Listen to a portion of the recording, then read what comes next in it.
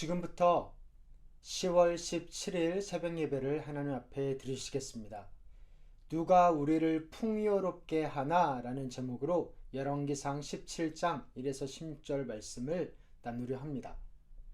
드디어 엘리야가 등장을 합니다. 원래 열왕기상 하면 엘리야 이야기가 많이 나오는 책으로 우리가 익숙한데요. 드디어 엘리야가 등장을 합니다.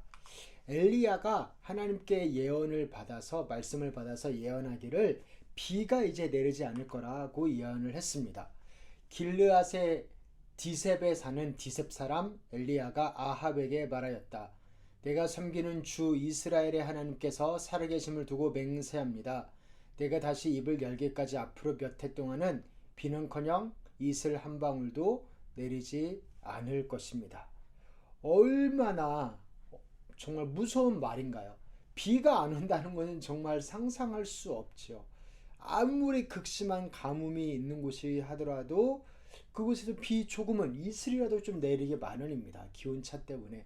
그런데 그 이슬 한 방울로 내리지 않는다라는 말, 이 엄청나게 무서운 이 예언이 왜 있었을까요? 그것이 왜 그러냐면 바알을 섬긴 대가입니다. 바알은 fertility, 그래서 이게 풍요의 신인 거죠. 바알을 섬기면 우리가 풍요롭게 되고 잘 먹고 잘 살게 될 것이다. 곡식이 많이 추수를 하게 될 것이다. 풍작이 일어날 것이다 라는 그 fertility의 신이라고 바알이 주장하고, 그것 때문에 바알을 믿었기 때문에 하나님께서 말씀하시는 거예요. 그래? 누가 진짜 신인지 한번 보여줄까? 하면서 비를 안 내린다 라고 말씀합니다.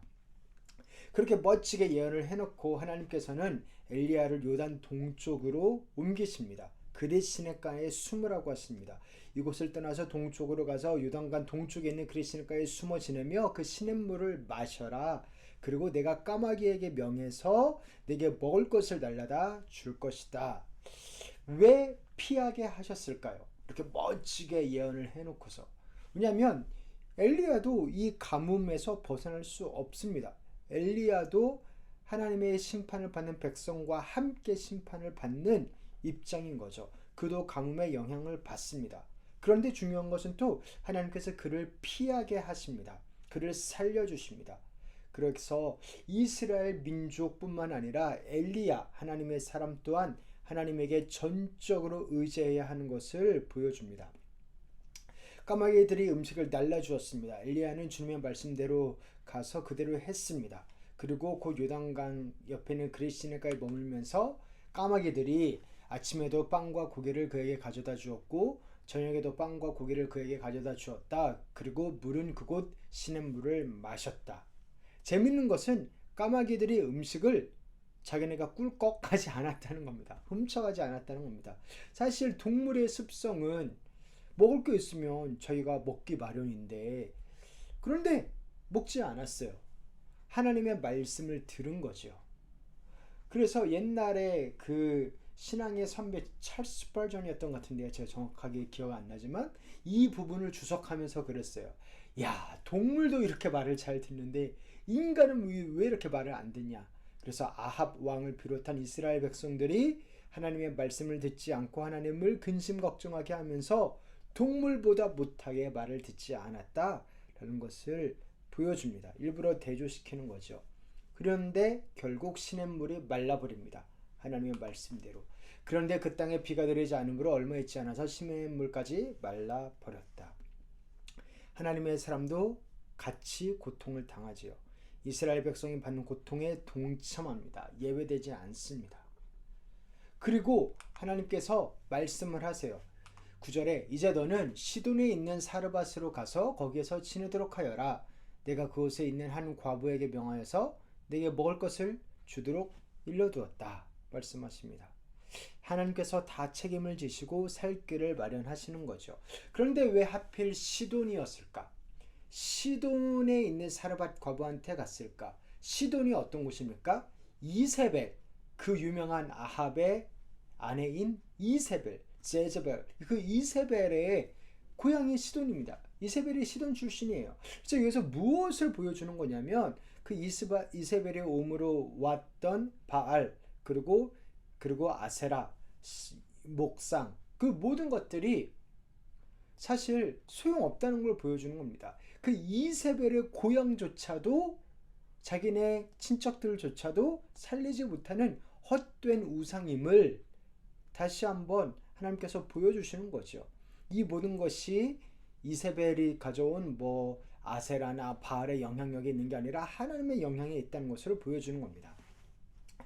엘리야는 곧 일어나서 사르밧으로 가고 마침 성문으로 들어갈 때 땔감을 죽고 있는 여인을 만나고 그 여인을 불러서 내 마실 물 좀 하나 떠줄 수 있나요? 물어봅니다.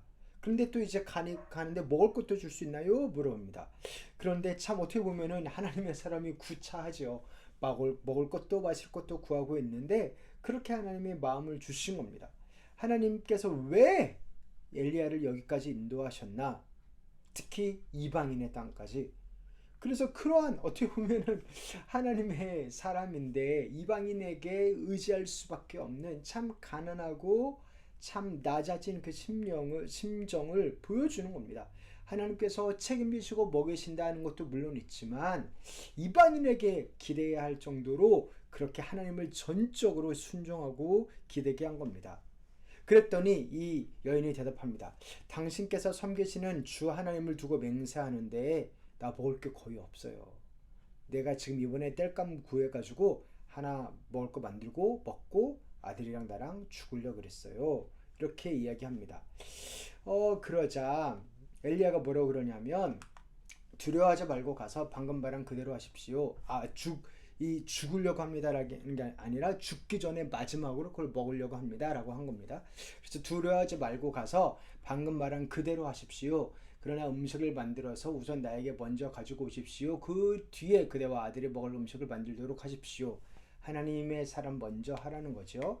그 다음에 주님께서 이 땅에 다시 비를 내려주실 때까지 그 뒤주의 밀가루가 떨어지지 않을 것이며 병의 기름이 마르지 않을 것이라고 주 이스라엘의 하나님께서 말씀하셨습니다.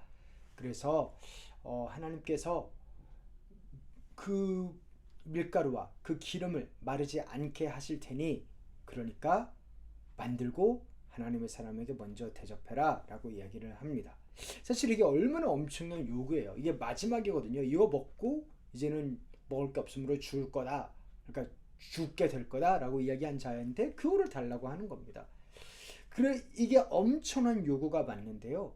그런데 이 엄청난 요구 뒤에 엄청난 은혜가 담겨 있죠. 하나님을 그렇게 먼저 두면 하나님이 책임지실 거다. 그리고 이방 여인이 그 마지막 음식을 줍니다. 엄청난 믿음이죠. 사실 엄청난 믿음입니다.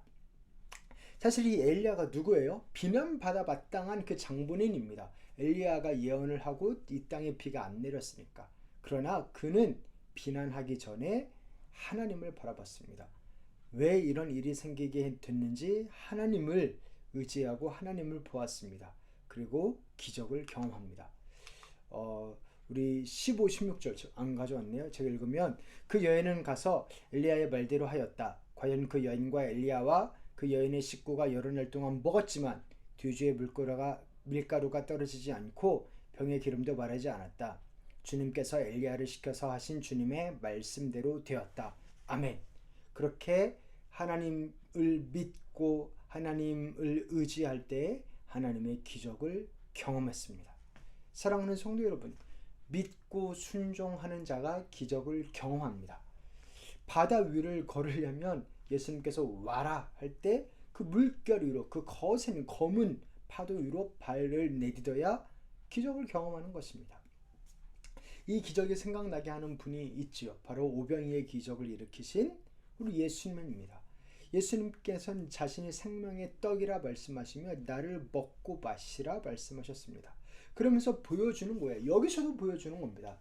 바알과 아세라 둘 다 fertility, 그래서 풍요의 신이라고 추수의 신이라고 주장하는 자들한테 너 그거 아니다. 누가 진짜 풍요를 주냐? 누가 진짜 먹여주냐? 누가 진짜 새롭게 하고 생명을 주냐? 바로 하나님이다. 여기 또 이어서는 오병이어로 이어서는 예수님이다 말씀하시는 겁니다. 사랑하는 성도 여러분, 우리가 정말로 우리를 풍요롭게 하는 분을 우리가 더욱더 만날 수 있기를 소원합니다. 오늘 아침에 기도할 때 그분 진짜 풍요로우신 분, 진짜 본인의 몸을 우리에게 삶으로 생명으로 주신 분, 그분 안에서 진정한 생명을 얻고 길이요 진리요 생명이신 예수 그리스도 안에서 참된 생명을 누리며 그 은혜를 경험하며 나아가시기를 다시 한번 주님의 이름으로 축원합니다. 이제는 우리 주 예수 그리스도의 은혜와 하나님 아버지의 사랑과 성령님의 교통하심이 하나님을 믿고 하나님을 찬양하며 하나님이 생명이고 풍요로우신 분임을 경험하며 나아가는 사랑하는 성도님들 한 분 한 분 가운데 이제로부터 영원토록 함께 했을지어다. 아멘.